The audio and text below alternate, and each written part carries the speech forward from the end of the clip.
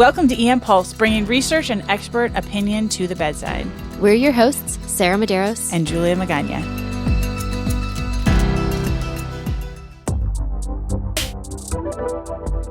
Today we're going to talk about cyber attacks and how they impact us in emergency medicine. Now, if you don't live under a rock, you have probably heard about a cyber attack on a hospital. In fact, as of October 7, 2024, HHS has reported 386 healthcare cyber attacks in 2024. If your hospital has not been affected yet, it likely will be soon. What does this mean? Why is it happening? What should we do about it? Well, let's find out, because I personally have no idea other than my mandated annual trainings from the hospital. So we reached out to Dr. In Kim, Executive Vice Chair of Pediatrics at the Louisville School of Medicine. He is PEM and he still does shifts. So he has some good clinical experience, as well as he is leading his university in a collaboration to increase the university's cyber capabilities. Welcome, In. Thank you for having me today. In, tell us a little bit about how you got started in cybersecurity. This is an unusual specialty for an emergency medicine physician. How did this all start for you? You know, the short story is that as emergency medicine physicians, we have to handle whatever comes through the door. Now, none of us went to school to handle a cyber attack. But unfortunately, my healthcare system and my children's hospital suffered a cyber attack back in May of 2023. What happened? Well, from the best that we can understand, there was an infiltration by a bad actor who tried to attempt to access our IT systems.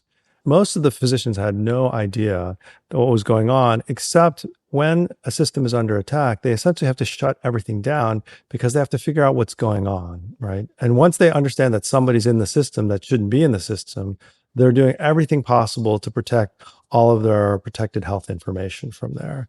And as a result, most hospitals and systems shut everything down. And that means going back to the era that I trained in, where you are not using an EMR, you're not using a radiology telemedicine system, you're walking back and forth, you have no ways to look up your labs. It is really practicing back in like the 1970s and 1980s from there. And if you've ever lived through those downtime periods where your electronic medical record is down for a couple of hours, you know how much havoc that can create. Now, I want you to think about that happening for 2 to 3 weeks. And then even worse, 2 to 3 months. So were you working and all of a sudden your computer screen went black? Or how did you guys figure out that a bad actor was there? Well, people thought that we just went into downtime mode. But when we couldn't access our standard downtime systems, then we realized something different was happening. And it was hard to tell because the system doesn't really know what's going on. They just know that something is out there and they're trying to make an assessment. And the typical sort of subacute period for a cyber attack is 2 to 3 weeks to make a full assessment, because you don't know how far they've gotten, where they are they still in there? You're just trying to prevent them from getting a deeper penetration into your system. Cyber defenses is not something that healthcare systems have like a ready team that can drop in and help from there. And so typically you're going to have to outsource to some of these companies that are making a very good living off of this, because there are so many cyber attacks that are occurring from there. But as you can imagine, bringing in an outside vendor to help you, that's taking days at a minimum, and weeks is more likely. So people recognized it. IT made the decision to shut down the whole EMR. And what did you guys have to do next after that? Well, you're walking back and forth, looking at radiology. You're actually looking at x-rays on the screen from there.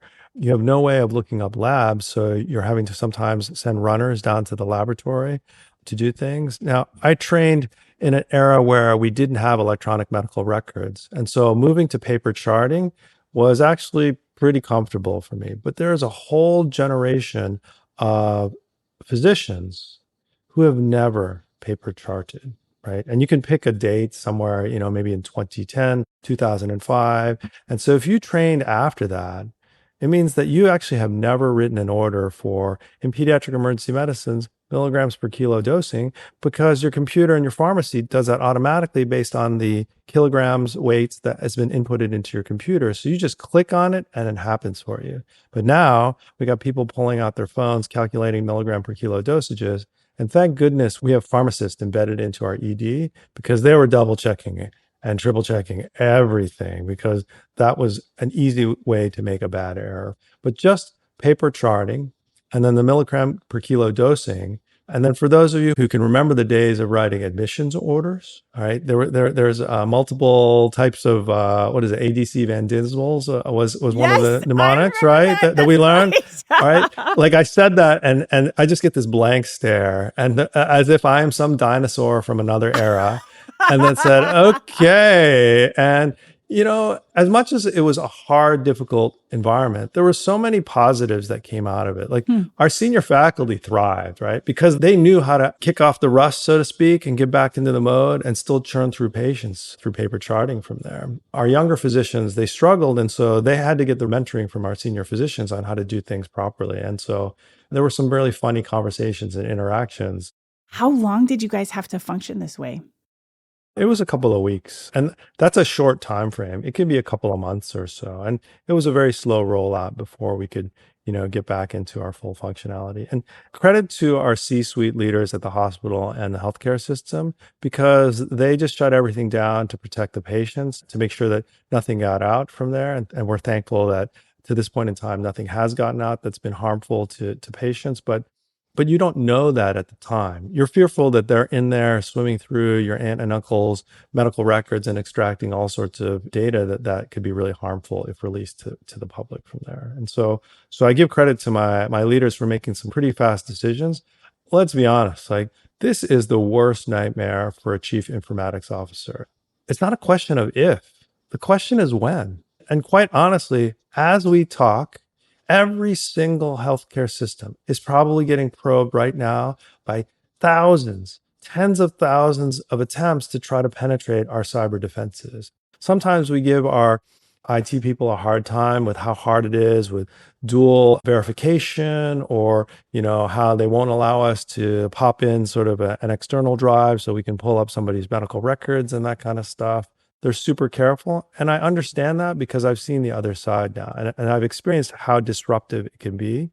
And so before maybe we groused a little bit about our IT being super restrictive, we don't do that anymore since we've survived one bad attack.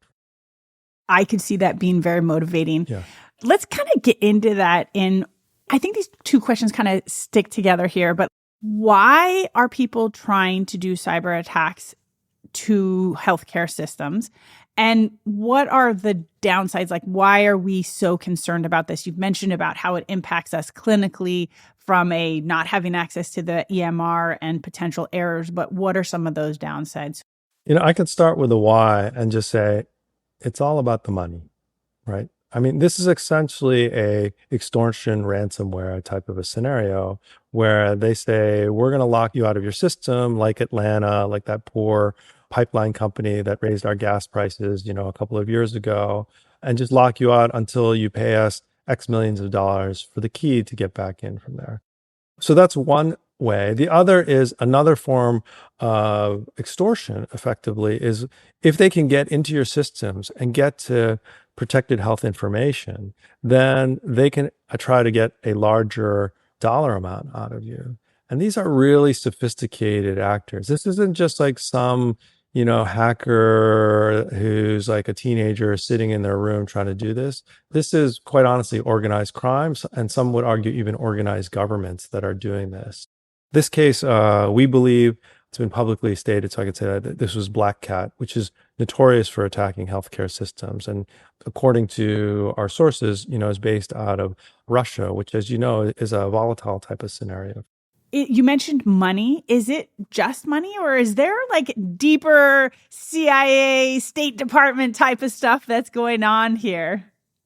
Julia, that's way beyond my pay grade. But let me quote some of the people who've been under attack. This is not my healthcare system, and I'll keep them anonymous. They're like, if this is coming from outside the country, there are legitimate questions saying, Is this an act of terrorism? Is this an act of war, right?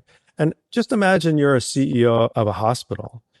You're being attacked by potentially an outside actor from another foreign state. You're probably going to meet the FBI because of the size of this attack, but then you got to worry, like, is this like a concerted attack to undermine our healthcare system? And because there's been so many attacks recently, right? And you look at the Change Healthcare one, which had a tremendous, huge impact on the financial funds flow for dozens, if not hundreds of hospitals.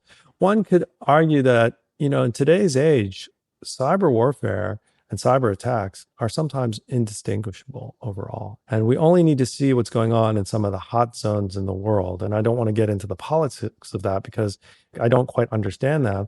But the use of cyber attacks in those environments are clearly hostile events from there. And so there are people who genuinely wonder, are some of these attacks coming from outside countries hostile events to our country? And I think those are legitimate questions. And I don't have the answer to that. But those questions are out there. And as a CEO of a healthcare system, you're not really well prepared to be in the middle of a geopolitical storm.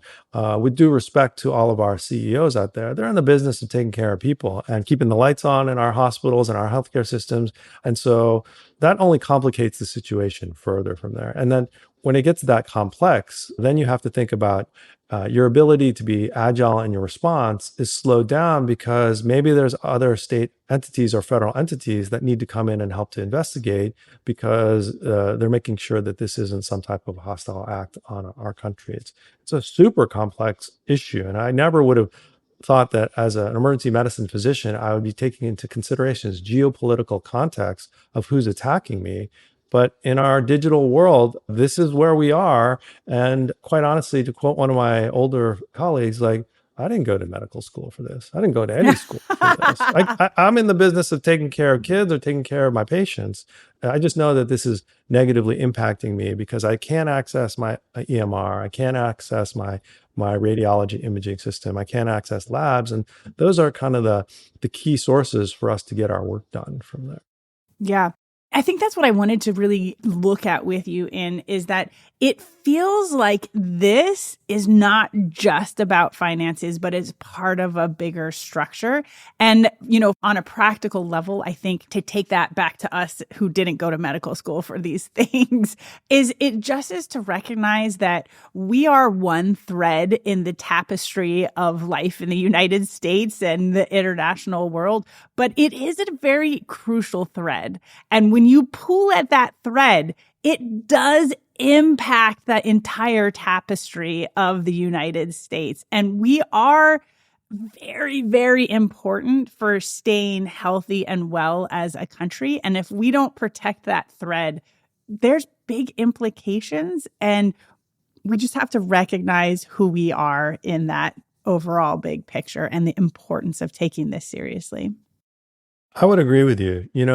One of the other positives that came out of this is the appreciation of what people do, how hard they work. It extends beyond our IT folks who worked double, triple, quadruple overtime. Once we were able to make sure that there wasn't a deeper penetration, just to fix the cyber defenses and then to get everything back up and functional and make sure there was no residual viruses in there. I can only imagine. I don't quite understand all of that, but they worked super hard. But the other thing is that in emergency medicine, we're known for our teamwork and we are comfortable with crisis. We are comfortable with stress. And so one could argue that as being a focal point of the hospital, we're probably some of the best mentally and physically prepared people to deal with it. It was super stressful. You have to pull together to survive this type of event. And the types of things that I saw were just, uplifting to see people helping each other out, physicians running labs down, doing things that you don't normally do just to take care of patients. And it was a shining moment when you heard about all these stories from there. And it wasn't just limited to the ED, the floors. You can only imagine what it's like in an ICU when you have critically ill patients where your margin of error is even smaller than in the emergency department. So it was fantastic to see. And here's like one of the ironies is that because it was so hard to chart afterwards and there was so much charting that needed to be done, finding those computers in the hospital or in a clinic that were not used as frequently, so you could do your charting later on, it was kind of a running joke because you'd run into people like after dinner at some distant satellite ED so you can finish up your charts, and you'd run into like your colleagues and you're all trying to chart and catch up for months afterwards. And it was like a little running joke about the charting clubs. You've said financial ransomware, they're holding you out for money, and we have them having access to patient private information. What else are some of the risks to healthcare with these cyber attacks?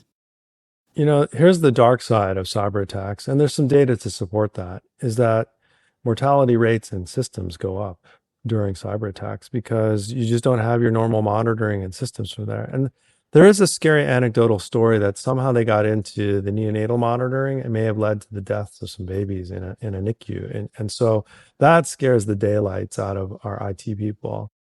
One of the more common questions I get clinically is, how does this affect your throughput and productivity?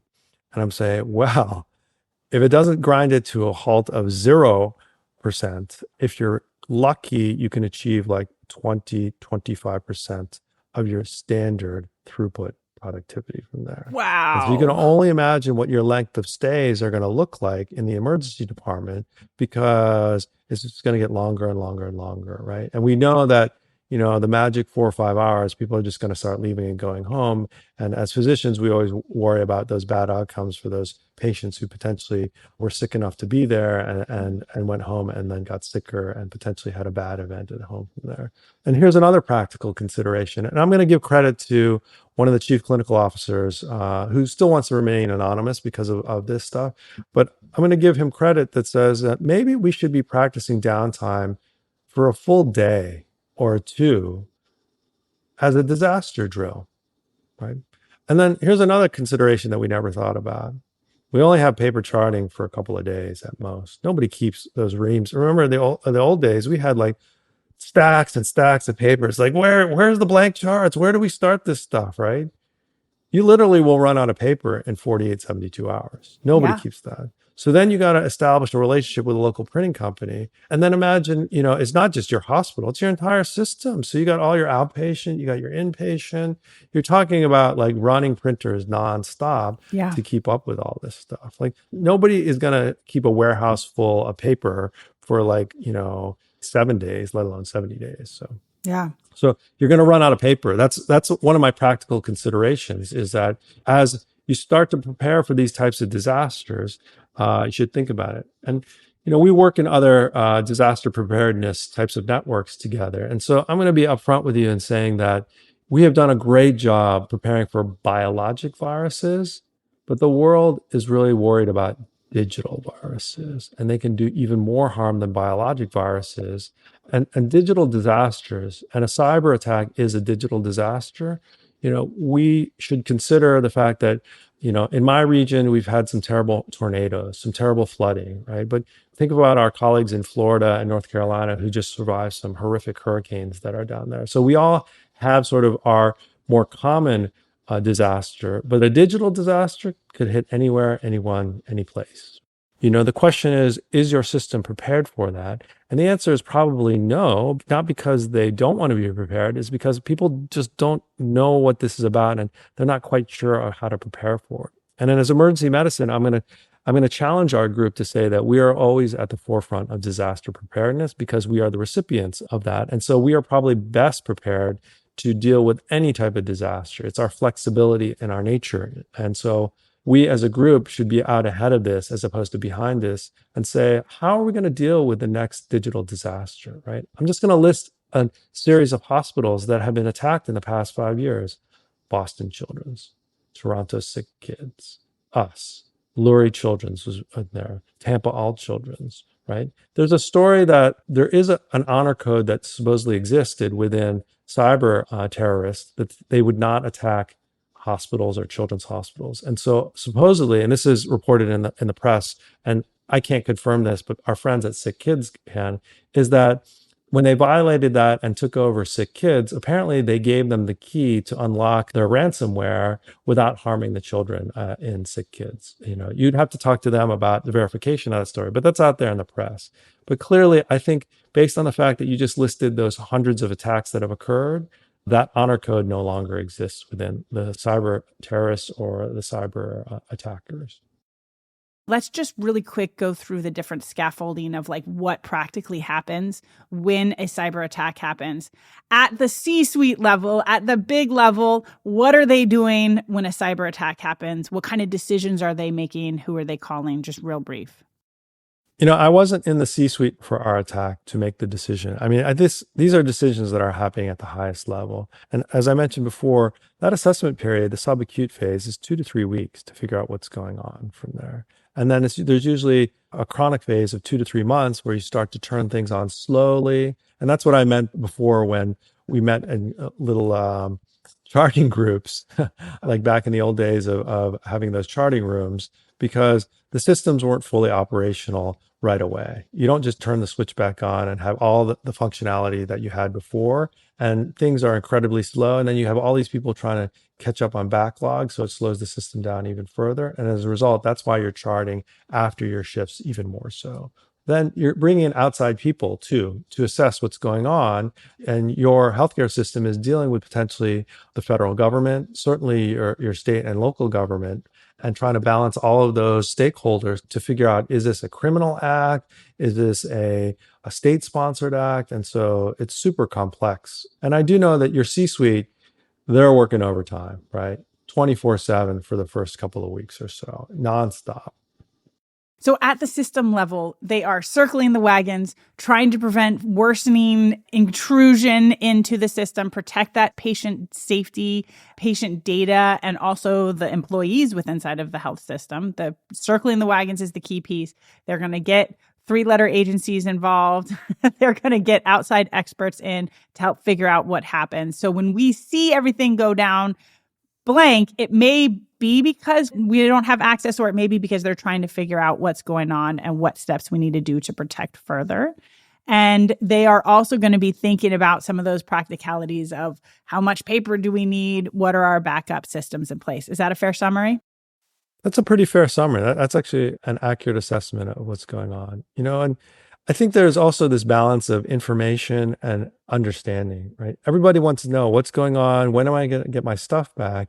The truth is, it's really out of the C-suite's hands because you're dealing with all those 3-letter agencies who are trying to do a forensic examination to figure out who it is and what it is and how far they got into your systems. And I'm not going to list the companies that are out there that do this because it looks like that I'm pitching for them. But there are multiple companies that are worth billions of dollars now that are on the cyber defense side of things, right? And so as the CEO, you're probably trying to balance, how do you keep your troops well informed about what's going on so they can see that there's progress, but at the same time balancing the needs of the law enforcement agencies that are probably involved to figure out what was going on from there too.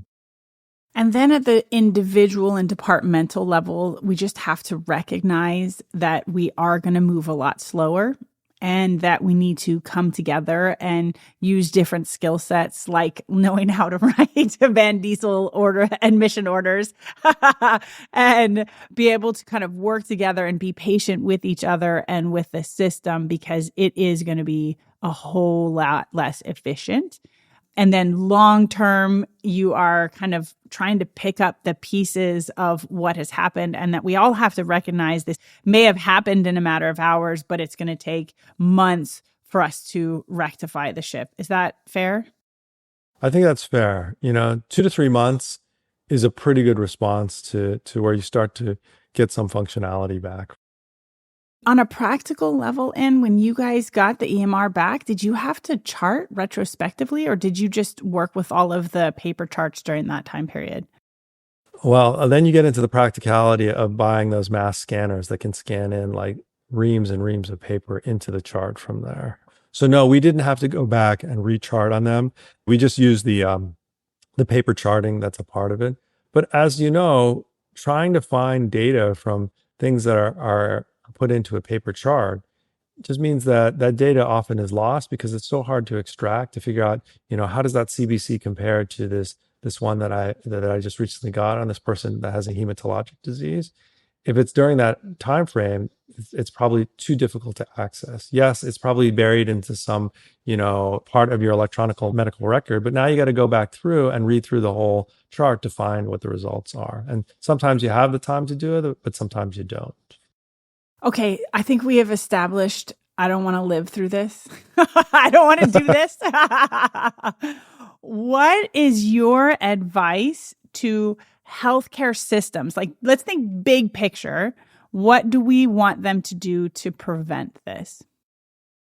Oh, that's like the $1 billion question I think you're asking right now. And literally billions actually, dollar question. It's multiple billions Yeah. in that way.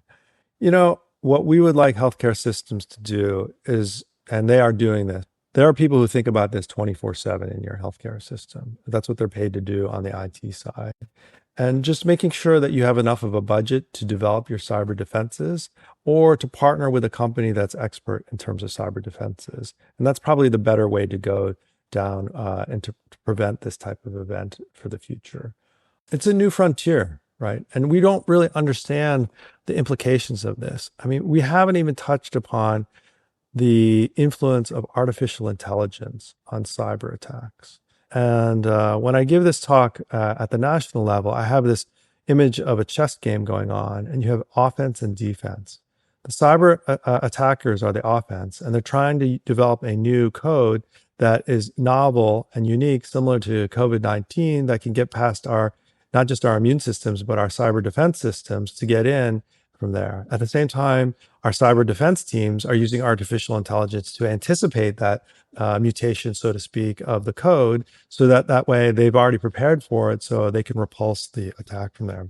I went to medical school. I did not go to IT school. I did not go to engineering school. I did not go to artificial intelligence school. I can tell you that much, right?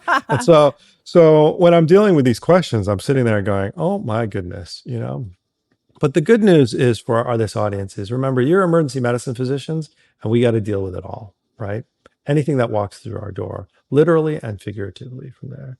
And if we don't know, then we got to call somebody to help us figure it out. I have no shame in calling for consultations and things that are above my level. And so I think that same approach could be used by healthcare systems. Don't hesitate to consult people who do this for a living and who think about it 24/7. They may be expensive and really comes down to dollars and whether it's in the budget, but the amount of disruption can be measured in billions of dollars to most healthcare systems for these types of attacks. And so when you talk about return on investment, investing in cyber defenses is probably an excellent ROI from there. Geez, another added cost to the healthcare system. This is part of why it's so stinking expensive. Actually, you know what?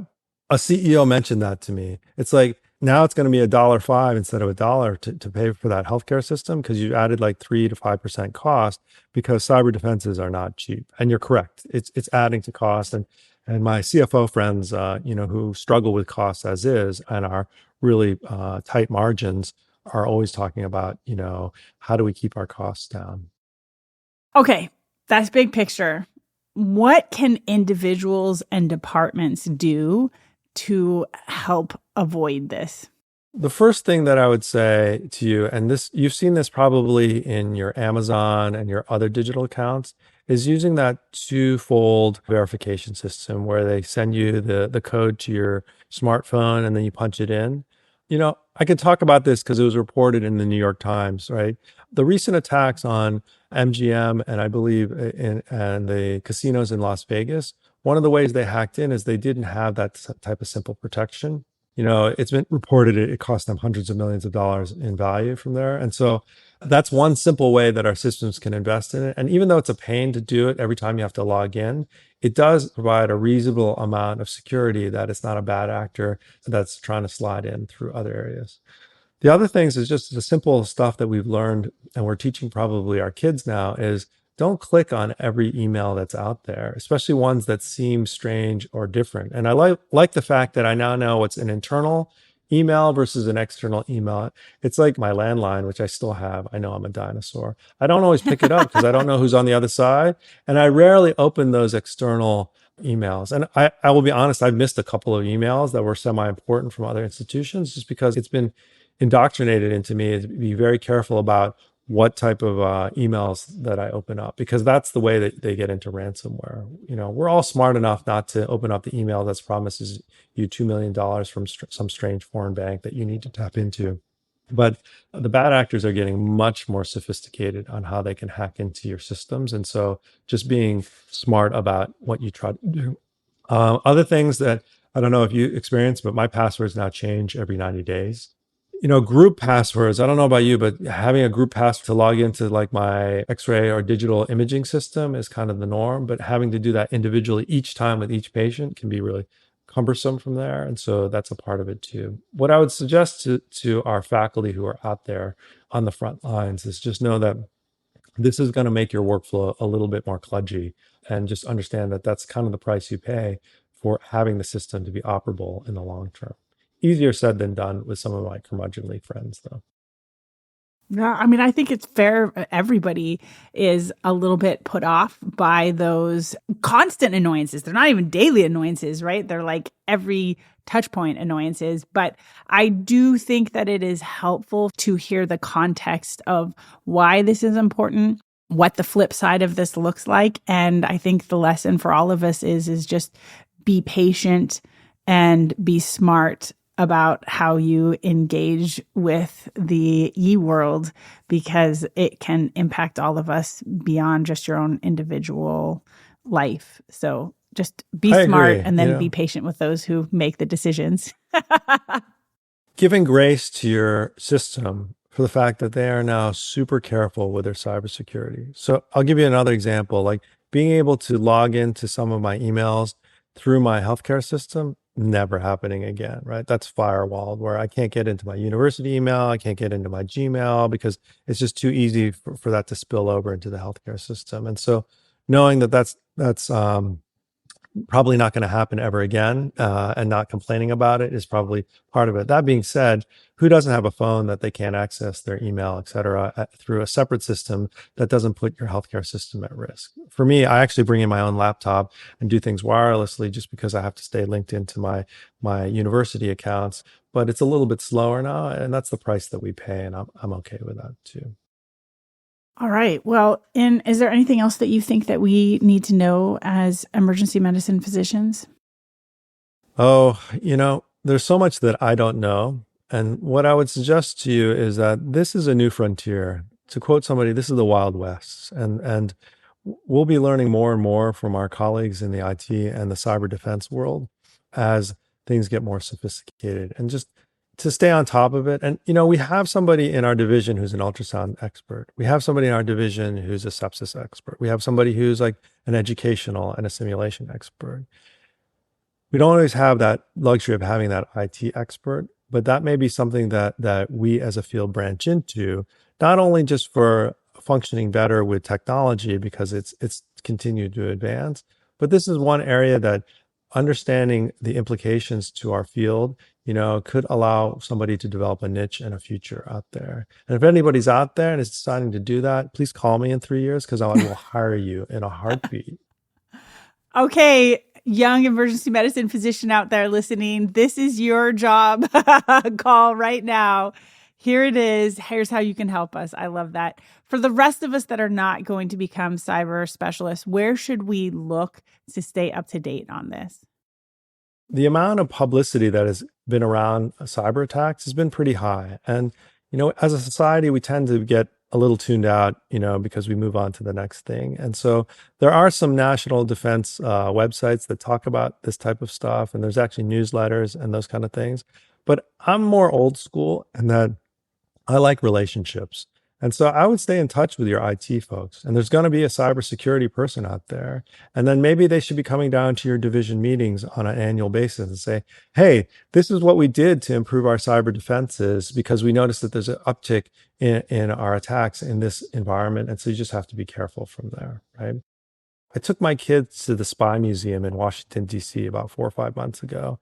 There was a randomized control study where they dropped those flash drives onto the ground outside of some companies to see how many of them would just pop them in and download the virus. And it was amazing. It was like 50% from there, right? And that actually happened. They described that in in the museum of how you can take advantage of the human weakness and the human curiosity that's out there. And so develop those relationships. So it's a shortcut way to staying on top of things, and it allows you a filter. So that way, in this information overload that we work and live in, it allows you to filter some of that out too.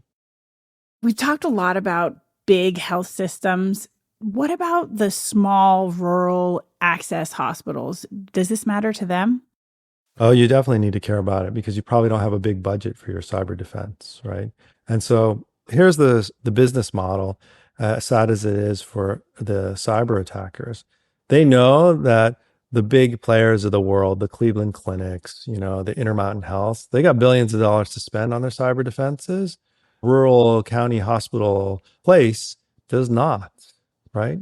If they can't penetrate the defenses of the big bad healthcare industries, they're going to go to the next sized individuals and keep working their way down until they can go after people that will start to pay the ransom. Because in the end, this is a money scheme to generate revenue from there. It's very sophisticated. If you look at it, it's actually a business model where once they get access, they don't attack you. They sell the access to others who are experts at attacking you, who then sell it to people who are expert at extracting the data, who are then expert at storing the data and then putting it on their public platform in bits and pieces to blackmail you into paying their ransom from there. There's actually 4 or 5 steps and 4 or 5 groups that could be interacting in order to take down your healthcare system from there. We've seen that actually in other industries where they are now attacking private practices because these people are teetering on the edge of solvency, right? And so they can't afford to go 90 days without cash. They will tank. Most private practices will tank within X number of days. I won't tell you what that number is so that you know how financially vulnerable, but it's much shorter than a healthcare system. And so if they're more likely to pay up 100,000 versus the 5 million that you're asking from a healthcare system, they'll take the money and run. And then what does that mean? They'll attack more of them. Because in order to get to that 5 million, then they got to attack 50 more of those small businesses in order to get to that amount. It's really sad that that's where we've come to in this environment, but it's, again, the offense and defense side of things. And so they're working their way through the market segmentation and getting to smaller and smaller systems and hospitals because it just makes sense from a business model. Thank you, In, for helping me, who also did not go to medical school for this, to better understand cyber attacks and its implications for me in the emergency department. It's good to know what the system is going to do or should be doing in those moments, and to be patient and understanding, and that we need to work together as a department to overcome these obstacles and treat it like a bio attack or another form of disaster. This is a digital disaster that we need to prepare for, plan for, and then be ready to react to.